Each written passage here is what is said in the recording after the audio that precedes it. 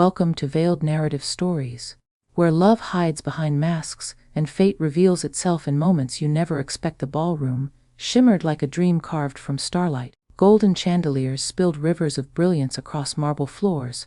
Violins hummed soft notes that floated like whispers, and the air was drenched in the scent of roses, champagne, and power.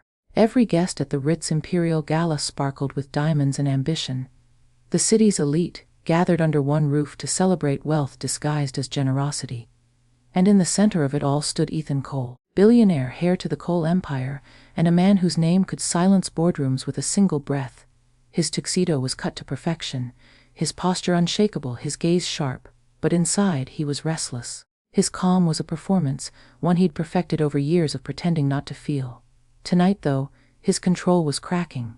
Across the ballroom, his ex-fiancée, Clara Whitmore, glided like a queen draped in silver silk. Her laughter, soft, rehearsed, and venomous, echoed as she flaunted her new fiancé, a smug investor eager to replace Ethan in every way possible. Every whisper seemed to say the same thing: Ethan Cole was the one left behind. He took another sip of champagne, his throat tightening with pride and exhaustion. He didn't want revenge. He just didn't want to look defeated. In his world, perception was everything. And tonight, losing face meant bleeding reputation. In business, in power, in love. That was when he saw her. A woman standing near the far wall, half hidden behind a pillar of white roses. Her dress wasn't designer. A simple, soft blue fabric that brushed her knees as she arranged flowers in tall crystal vases. She moved with the grace of someone used to being invisible, yet radiated an unintentional elegance that couldn't be bought.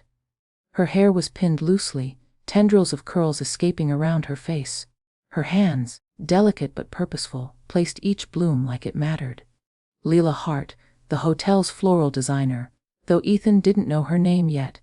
All he knew was that something about her presence pulled him in. For a long second he just watched.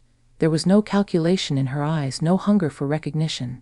She wasn't performing for anyone, and that was what made her magnetic. Then his gaze flicked back to Clara, who was now heading his way, her diamond engagement ring catching the chandelier's light like a weapon.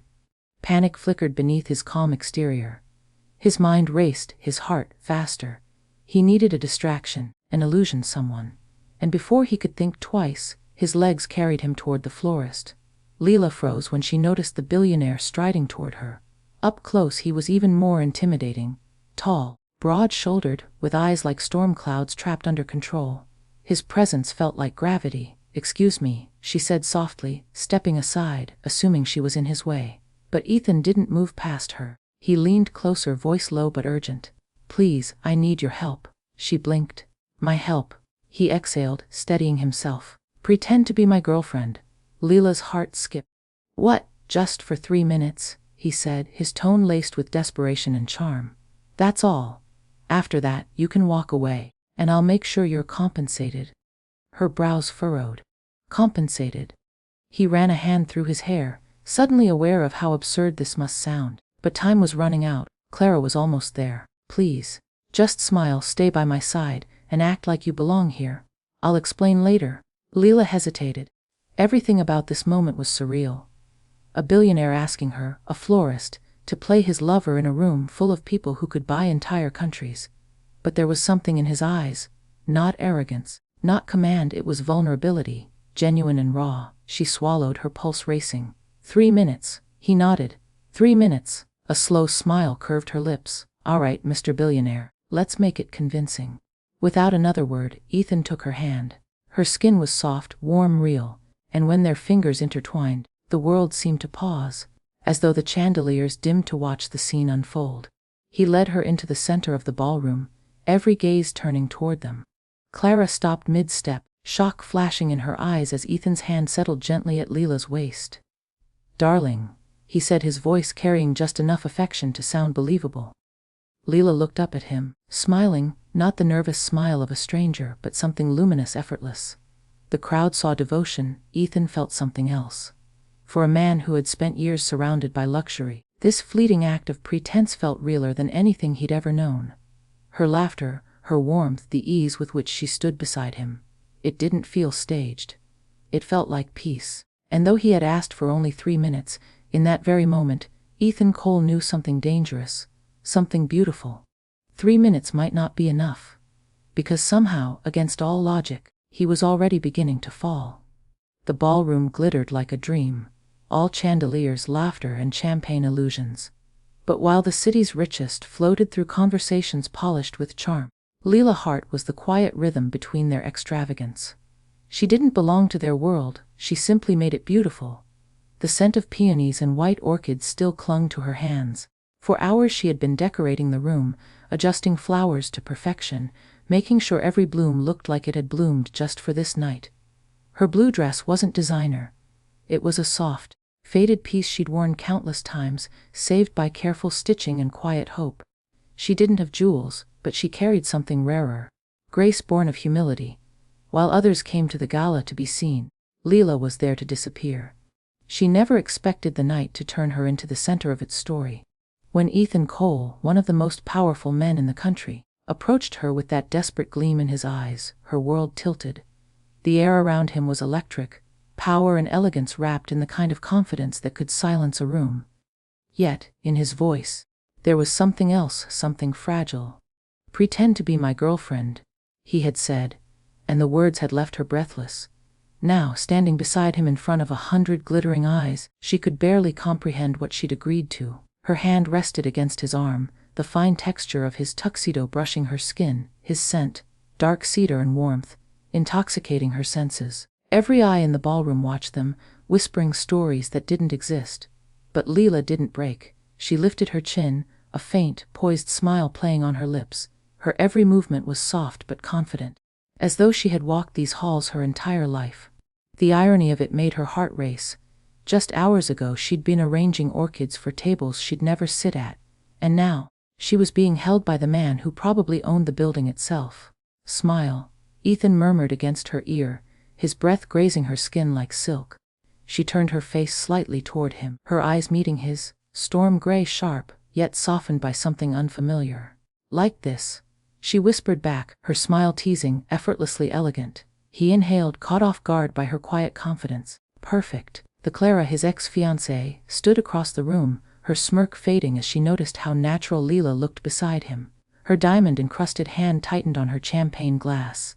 To everyone watching, Ethan had clearly moved on, and with a woman who radiated sincerity in a world full of pretense. The crowd began to murmur with admiration. "Who is she? She's stunning, not like the others. She looks like she belongs there." Ethan squeezed Leela's hand gently, guiding her toward the dance floor. She followed, her steps unsure at first, but his presence was grounding. The music swelled, a slow, haunting waltz that seemed to belong to another time. "I can't dance," she whispered nervously as he placed his hand at her waist. "Then just follow my lead," he replied, his voice low and reassuring. The world blurred as he guided her effortlessly through the motions. His touch was firm but tender, his movements precise yet protective. Leela's heart pounded in her chest. She could feel the warmth of his body, the quiet rhythm of his breathing. For a man known for his control, Ethan was unraveling in ways he didn't understand. He'd danced 1,000 times before, but never like this. Never with someone who made the world fade into silence. Her laughter, soft, genuine, brushed against his heart like music. "You're doing well," he murmured, watching her eyes light up. "I'm just trying not to step on your shoes," she teased, her voice playful. He smiled, and for the first time that evening, it wasn't practiced, it was real. As they turned, he noticed a small smudge of pollen on her wrist, a mark from the flowers she'd arranged earlier. He didn't know why, but that single detail undid him. It was so simple, so human. Everyone else he knew wore perfection like armor, but she wore honesty like a fragrance. In those few moments, their worlds collided. The billionaire and the florist, the man hiding behind power and the woman unafraid to be seen as she was. When the music slowed, Ethan leaned closer, his lips inches from her ear.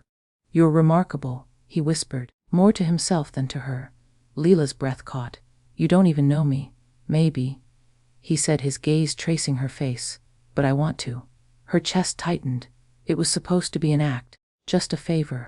3 minutes of pretense. But now, under the golden lights and the sound of slow violins, she felt something dangerous stirring in her heart. The crowd continued to watch them, but neither noticed anymore. They were lost in a moment that wasn't supposed to exist. When the music ended, applause broke out around them. Ethan bowed his head slightly toward her, eyes glinting with gratitude and something deeper, admiration. "Thank you," he murmured. "For what?" she asked softly. "For reminding me what real feels like." Leela smiled faintly, her heart trembling beneath her calm. "And what does real feel like, Mr. Cole?" He paused, his gaze locked on hers. "Like this." And as the next song began, he didn't let go. The waltz began softly, the kind of melody that makes time slow down, violins whispering secrets to chandeliers, the world melting into golden silence. Ethan and Leela stood beneath the cascading light of the ballroom, surrounded by murmurs yet somehow isolated in their own world.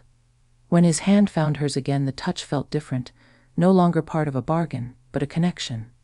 Her fingers fit perfectly against his, and for a fleeting second, he forgot the audience, the gossip, the reason he'd asked her to pretend at all. Leela looked up, eyes shimmering with nervous excitement. "You realize," she murmured, "this is supposed to be an act." He smiled faintly, his thumb brushing her wrist. "Then why does it feel so real?"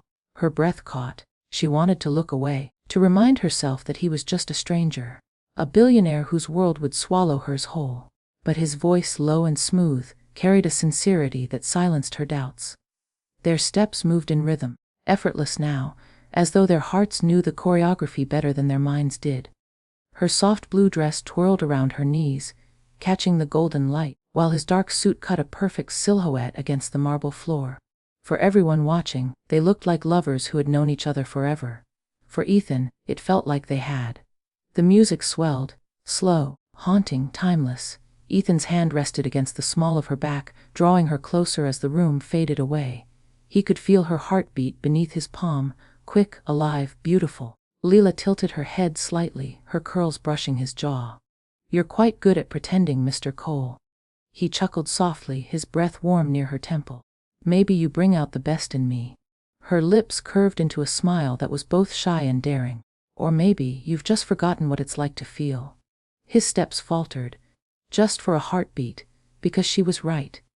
For years, Ethan had lived inside meetings, mergers, and glass towers that touched the clouds. Everything about his life was calculated, controlled, expensive. But none of it had warmth, none of it had her. And somehow, this woman, a stranger from another world, had stripped away every layer of pretense with nothing but honesty in her eyes. The music carried them deeper into that illusion, though by now, it wasn't an illusion anymore. It was a confession neither dared to voice. "Lila," he said softly, tasting her name for the first time.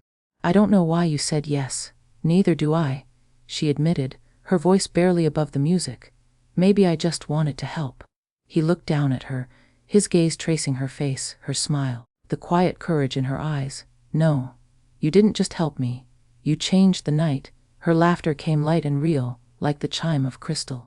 "You're exaggerating." "I don't exaggerate," he said simply. "At least, not about things that matter." That made her heart stumble. No man had ever looked at her the way Ethan was looking at her now.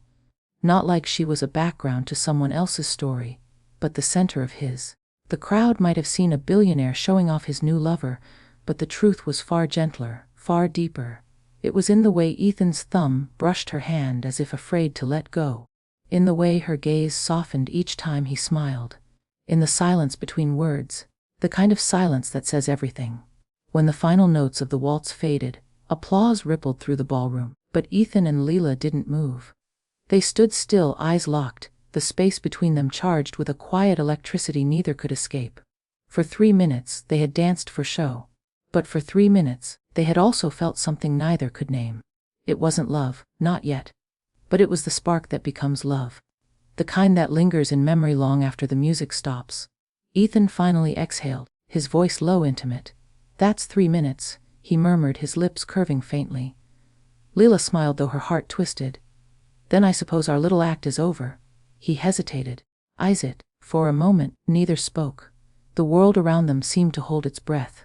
The waiters moved silently, the chandeliers flickered, the violins rested, but between them, the air pulsed with something alive, tender and new. "I should get back to work," she said softly, stepping back. "The flowers don't arrange themselves."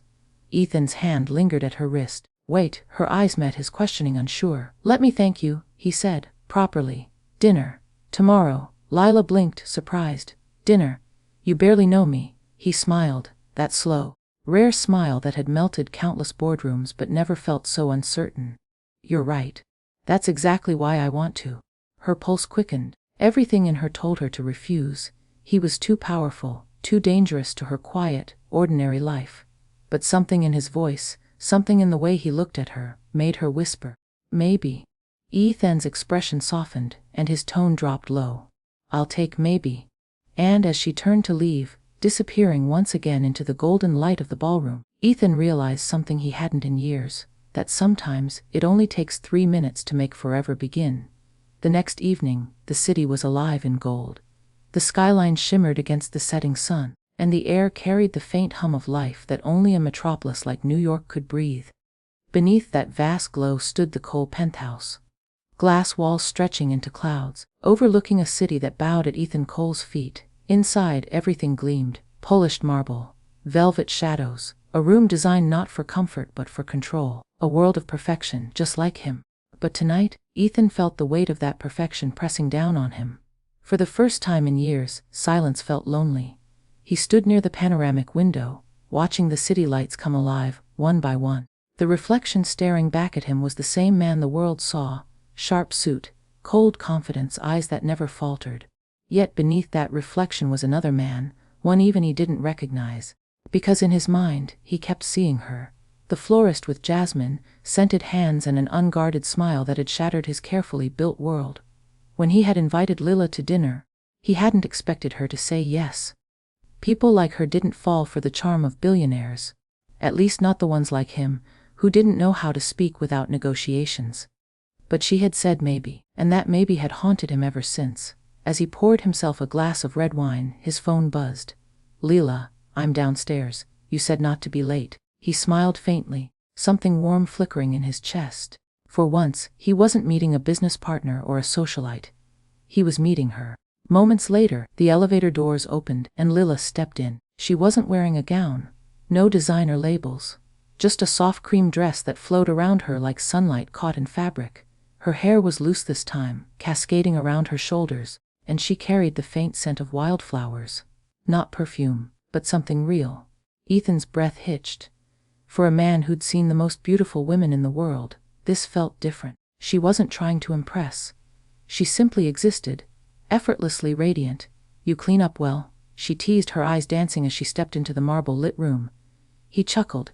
I could say the same, though I wasn't sure you'd come. I almost didn't, she admitted softly. I'm not really a part of this world. Ethan walked closer, his voice low, warm. Then I'll make sure it doesn't swallow you. For the first time she smiled shyly, a smile that made his heart twist. He guided her toward the terrace.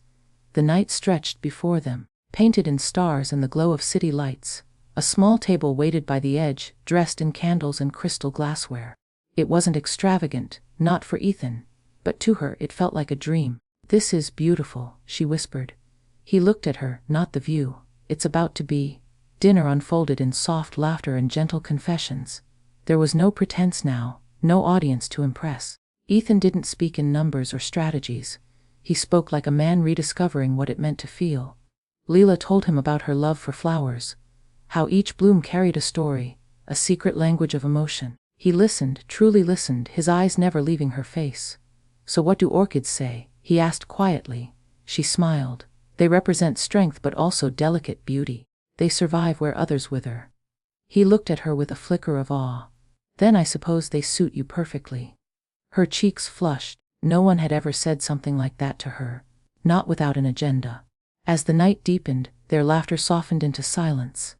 The city glittered below, but the real magic pulsed in the quiet between their words. Ethan leaned back, watching her with an intensity that was no longer guarded. You know, he murmured, people see what they want to see in me, a name, a fortune, a facade. Lila tilted her head. And what should they see? He hesitated, vulnerability creeping into his voice. A man who forgot how to live until someone walked into his world and didn't ask for anything in return. Her eyes softened, and for a moment she saw him. Not the billionaire, not the man built from luxury, but the boy buried beneath it all. The one who once wanted love before learning how to hide it.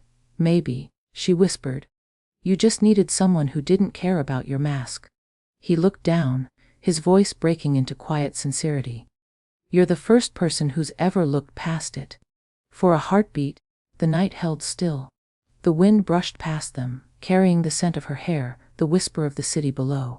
Then Ethan reached out, his hand trembling slightly as he tucked a strand of hair behind her ear. You have no idea what you've done to me, Leela.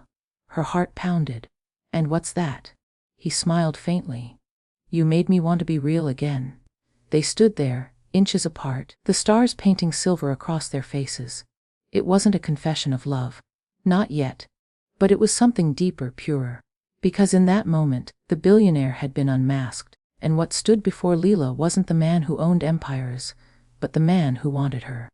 The night had turned silver. Moonlight spilled through the glass walls of Ethan's penthouse, washing the marble floors in quiet glow. The city outside shimmered endlessly like a sea of fallen stars, but inside the world had gone still, hushed, intimate, fragile. Leela stood by the terrace, her fingers tracing the edge of her wine glass, the cool breeze brushing her hair against her cheek. She looked breathtaking under that light, untouched by glamour, yet glowing like something rare. Ethan watched her from a few feet away, unable to look anywhere else. For years he'd been surrounded by women who adored his name, his wealth, his image. But Leela, she saw the man behind it all, the one who had forgotten what it meant to be seen. You're quiet, she said softly, turning toward him. That's unusual for someone who runs an empire. He smiled faintly. Maybe because for once, I don't have to speak to be understood. Her eyes softened. That's a dangerous thing to say, Mr. Cole. Why? Because that's how people fall in love. Her words lingered in the air, delicate, daring, the kind of sentence that leaves two hearts exposed. Ethan's chest tightened. He wanted to tell her that he already was falling. That from the moment she smiled at him in that ballroom, he hadn't stopped thinking about her. But for the first time in his life, words felt too small. Instead, he stepped closer, one slow, measured movement at a time, until the air between them shimmered with unspoken feeling. Lila, he said softly, her name escaping his lips like a confession. That night it was supposed to be pretend. Just 3 minutes. But somehow it's the only part of my life that's ever felt real. She looked at him, startled by the raw honesty in his tone. Ethan. He reached out, gently brushing his fingers along her wrist, where her pulse beat fast and fragile. You have to know, I've built a world made of glass and gold. But when you walked into it, everything suddenly felt human again. Her breath hitched. And what happens when I leave that world? He hesitated, his jaw tightening with the fear he didn't want to name. Then I'll spend the rest of my life wishing you hadn't. Silence fell between them, deep and trembling. The kind that only happens when two souls realize they're standing at the edge of something they can't undo. Leela turned away for a moment, staring at the skyline. Ethan, people like you don't fall for people like me. I design flowers for your events. You build towers that touch the clouds. We don't fit. He moved closer, his voice low, almost breaking. Maybe that's exactly why we do. When she faced him again, his eyes weren't those of the untouchable billionaire. They were the eyes of a man who had finally found something worth losing everything for. You're not just anyone to me, Leela, he said. You were never supposed to stay, but I can't imagine my world without you in it anymore. She felt the weight of his words, the sincerity behind every syllable. The city lights reflected in his eyes. A man powerful enough to own everything but humble enough to risk it for her. I don't need your world, she whispered. I just need to know I belong in it.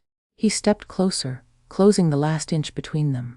You do, he murmured, more than anyone ever has. And in that suspended breath, the universe seemed to tilt.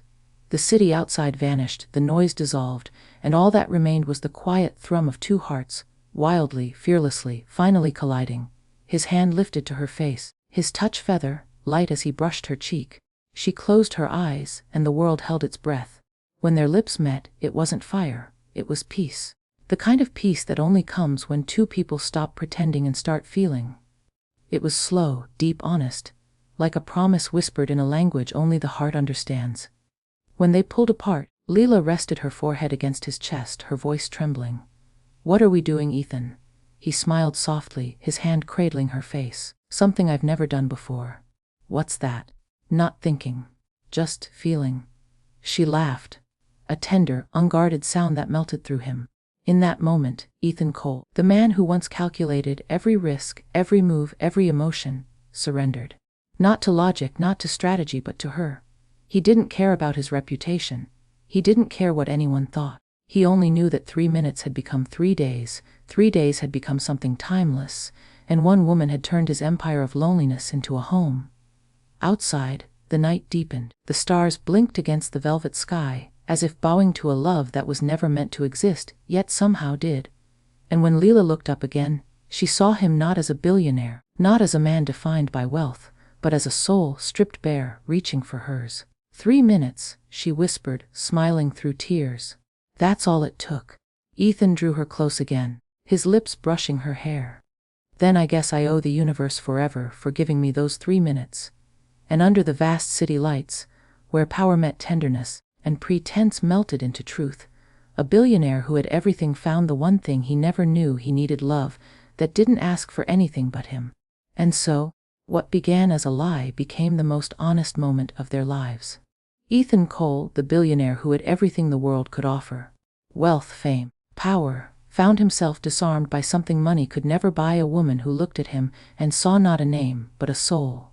Leela never wanted his world. She only wanted to understand his silence, to touch the loneliness hidden behind his perfection. And in doing so, she became the rhythm his heart had forgotten to beat to. Those 3 minutes, meant to deceive, to protect, to escape, became the doorway to something eternal. Because sometimes, the greatest love stories are not written in years, but in moments that change everything. He begged her to pretend, but she made him feel. He offered her a deal, but she gave him truth. And when their worlds collided, it wasn't chaos, it was home. In the end, love didn't come dressed in luxury or logic. It came softly, in a glance, in a breath, in the quiet understanding between two hearts that were never supposed to meet, yet somehow always would. Because destiny doesn't ask for permission. It simply arrives, disguised as 3 unforgettable minutes. This was Veiled Narrative Stories, where love finds its way, even through the lies we tell to protect our hearts.